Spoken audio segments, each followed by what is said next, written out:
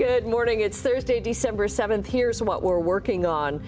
A fire that broke out just shortly after midnight in St. Catharines has sent 2 people to hospital. Hamilton restaurant dedicated to giving back to the city's most vulnerable is set to reopen. And a popular New York hotel is giving people a chance to channel their inner Kevin McAllister.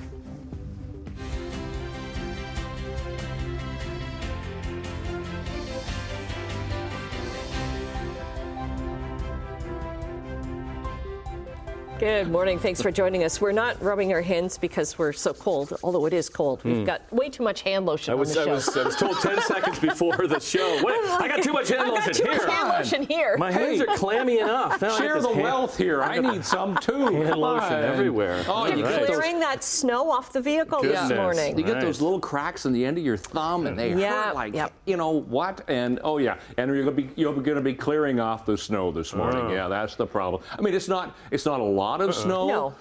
Oh, yeah, but it's enough to cause problems on the road. So please take it carefully. Give yourself some extra time because the roads are wet. We've had maybe a couple of centimeters. Toronto into parts of Peel could get 2 to 4 centimeters, a little bit more there, but otherwise it's going to be fairly cloudy. But temperatures are going to start to go up. We should hit 4 degrees for later on today, and tomorrow, even better, we'll have sunshine and it's going to go all the way to 8. So once again, the little bit of snow that we've had will be gone. We're at +1 at the moment. Let's go to some traffic cameras and we'll show you what's happening. Do we have well, all right, we'll use that one. There's the 403 coming down the Ancaster Hill. As you can see, there's not a lot happening right there. It's still pretty good, but you will see the roads are wet. To our MTO traffic cameras, and here's the Red Hill Creek camera. As you can see, pretty light volume. We've got some light snow still happening across the top of the Skyway Bridge, and then we'll flip ahead to Burloak. You can see the snow flurries on the camera here. So, yeah, we are getting those continuing. So, slippery road conditions, drive like it's winter because, well, even though it's not winter is the season, it's like it in the weather. We'll talk about the details, weather and traffic coming up right now. The news. Okay, thanks very much. Well, a fire in downtown St. Catharines has sent 2 people to hospital. Simone Gavros is there with more. Simone? Hi, Annette. Well, I'm here in St. Catharines. Right behind me is St. Paul Street where the fire broke out. It looks as though it broke out near one of the businesses that are here on the street here. Now, police are still on scene as well as fire crew. I did speak with one firefighter this morning and they weren't able to give me that much information at this time. We are still waiting for more the fire marshal to arrive on scene as well as the fire chief as well for more details. Now, it does look like as though one of the buildings does have windows that might be broken out on the top of the buildings. There is a business close to the bottom, and then the top looks like they are apartment buildings. Now, this fire in downtown St. Catharines sent 2 people to hospital this morning. It broke out just shortly after midnight here on St. Paul Street, just east of James Street. Niagara EMS say that an adult male and female were taken to hospital, both in critical conditions. Now, right now, the roads are still closed off where we are. Again, behind me is St. Paul Street, and the roads are closed off James and Carlisle here in St. Catharines as this investigation continues. But for now, Tim, I'll send things over to you. Okay, thanks, Simone. Let's stay in Niagara, but head to Niagara Falls because one woman was rushed to hospital. This happened yesterday morning after a fire broke out at a home in the Falls. Just after 10:30 in the morning, the City of Niagara Falls Fire Department were called to a structure fire on Main Street in Chippewa. When they arrived, they located a fire on the 2nd floor. A person was transported to the hospital with serious injuries. As a result, the Office of the Fire Marshal has been called upon to investigate the origin, cause, and circumstances of the fire.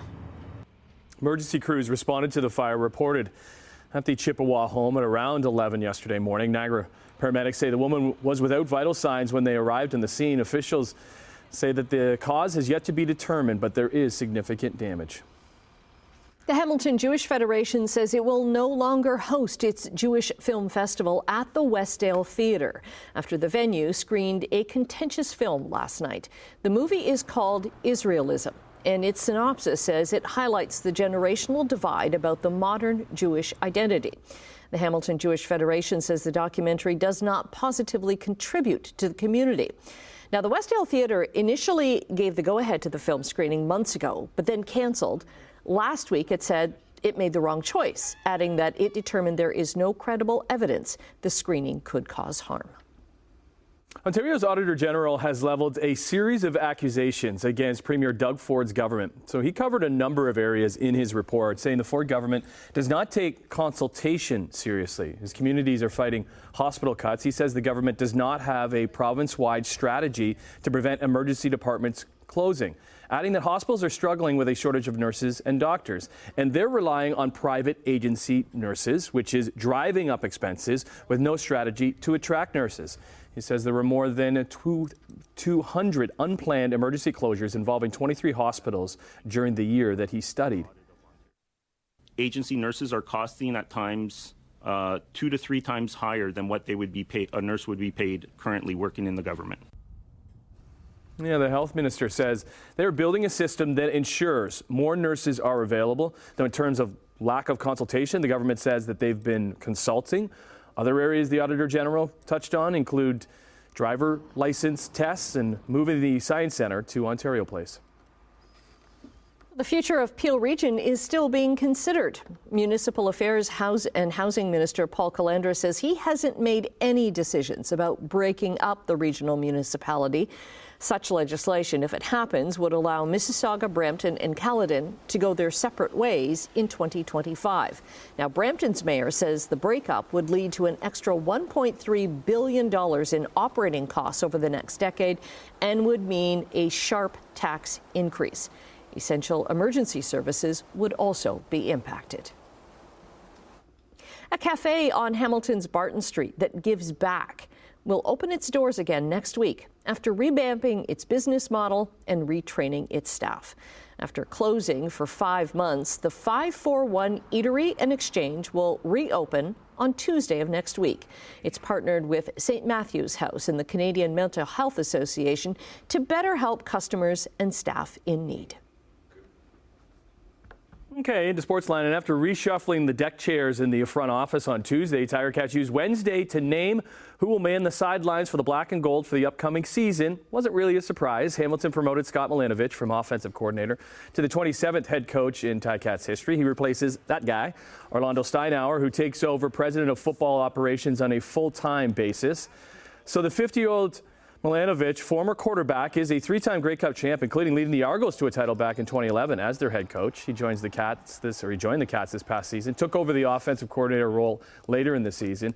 Plenty of decisions to be made, which includes quarterback Bo Levi Mitchell, who he was asked about. Bo can still do it. Schultz can do it in a different way. But I do know that Bo still has the arm strength. He still has the accuracy. He still has the competitive fire, the leadership. He still loves the game. He's, all those things I learned about that I wouldn't have if I was coming from somewhere else. So I'm thankful. I wish we had more time, but I'm thankful for those moments, and we'll make the right call going forward.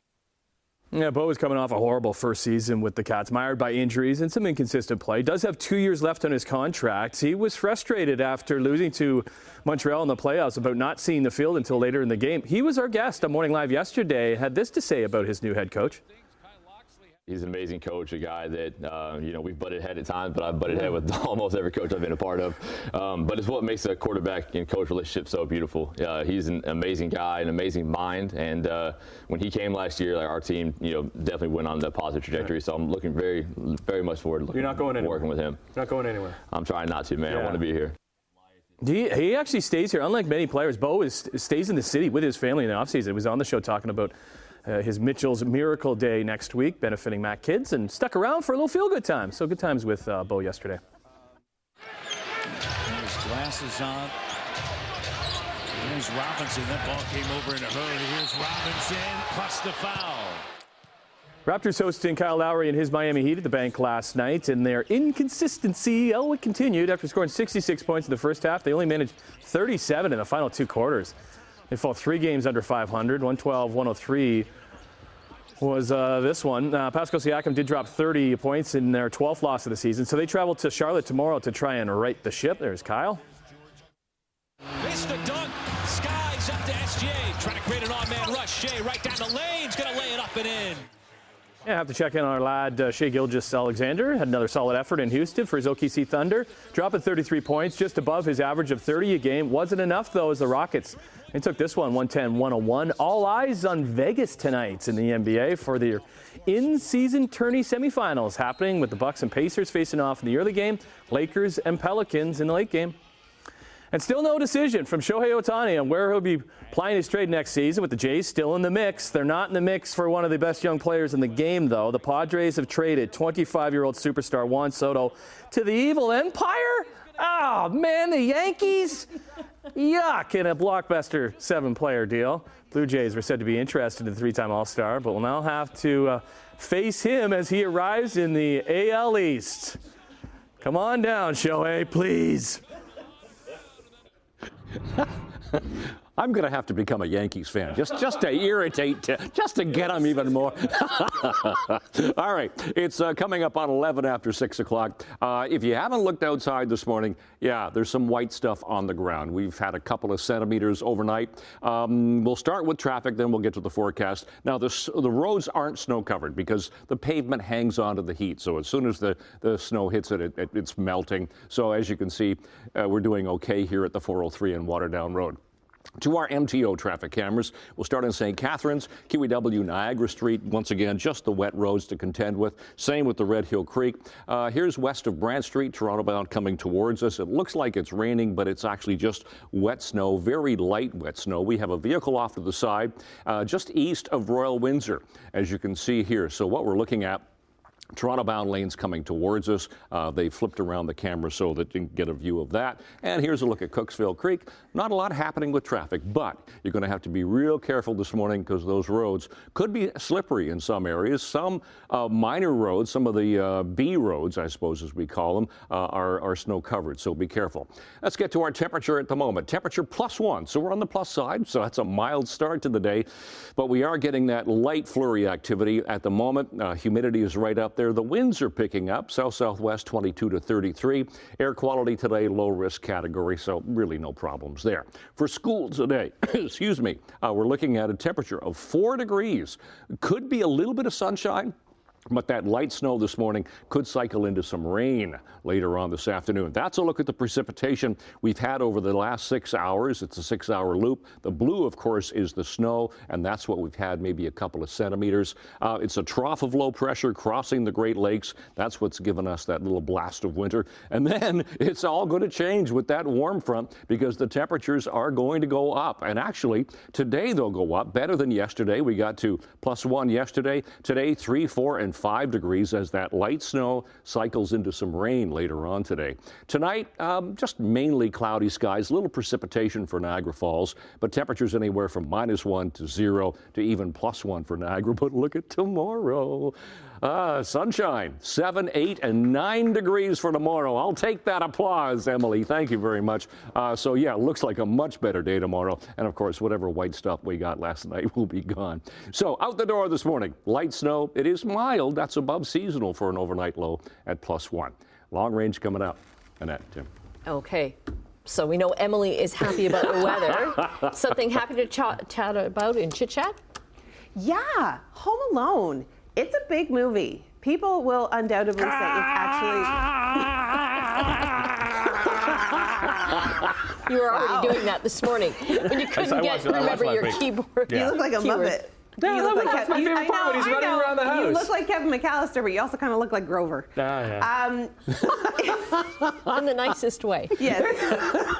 Always. We talk about how you can actually have your own little recreation of Home Alone in New York. Okay. Okay. Are we talking about your polar bear plunge too at some point? Yes, of course we are. Okay, we'll get to that. I went into Lake Ontario yesterday and couldn't feel my legs.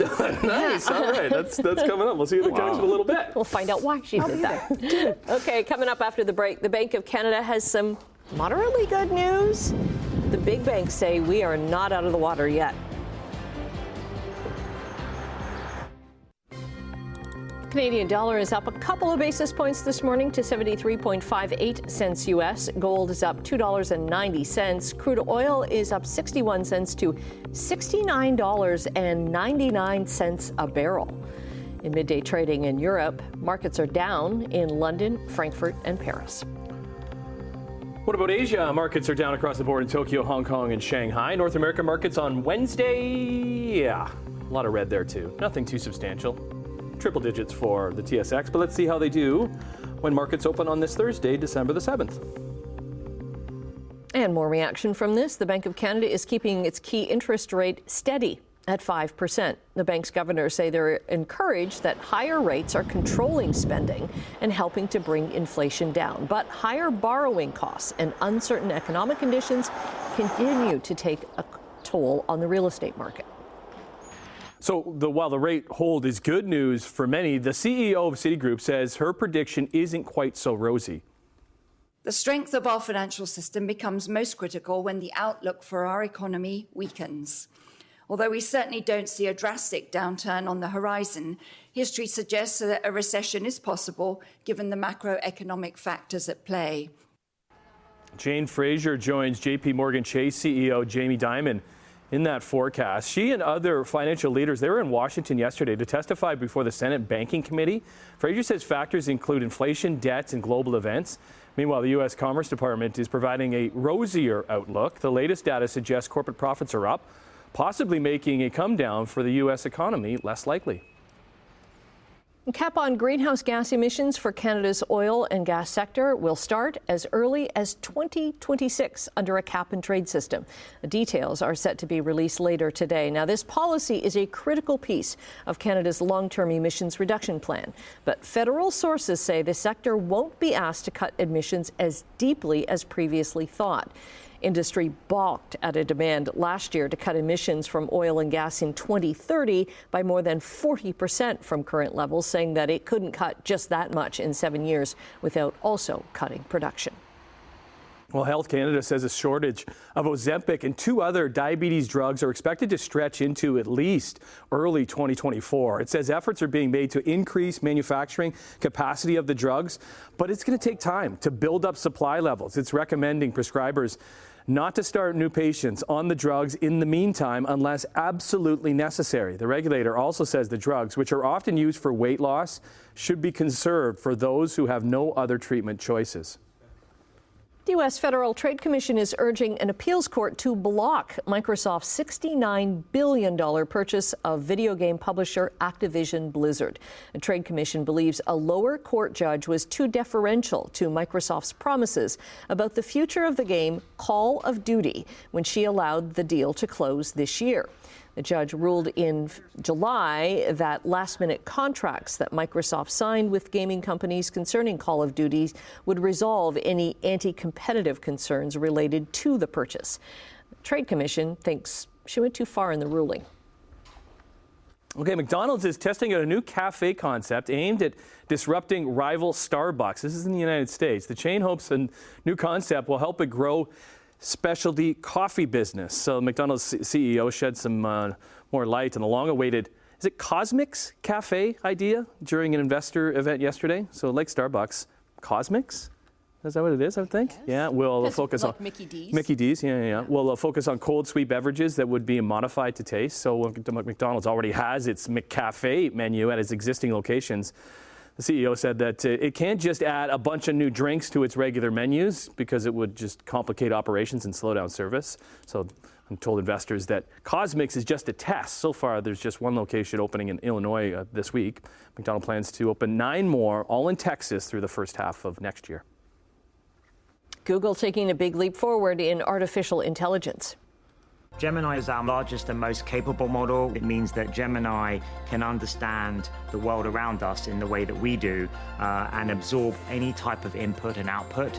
So not just text like most models, but also code, audio, image, and video. So Gemini is the name of this new AI model. Google's AI chatbot, Bard, already has the upgrades. Google says there's going to be a few different versions of the AI, depending on where it's going to be used. As of now, Wired reports that the current model outperforms the previous version of gold standard ChatGPT. But a model plan for next year is expected to blow even the latest model out of the water. Google says they have a lot of safety testing to do before releasing that one. You look different today. It's my glasses. Oh! My eyes said no to contacts this morning. No. I don't know how you stick your fingers in your eyes at silly o'clock every morning. Well, you look great. Like the glasses. Thanks for joining the club. All of us are wearing the same glasses. Yeah, we'll check in with another 4 eyes after the break. How many eyes do we have on this show? Wow.